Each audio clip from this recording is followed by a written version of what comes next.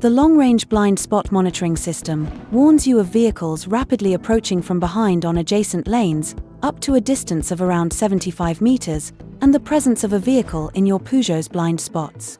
When you are warned of the presence of a vehicle in your blind spot, a light appears in the door mirror on the side concerned.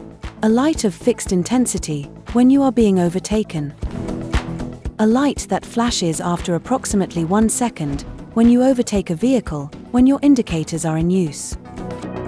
The rear cross traffic alert warns you of approaching obstacles, pedestrians, cyclists, or vehicles in your Peugeot's blind spots when you engage reverse gear or when you are reversing at a speed of up to 6 miles per hour.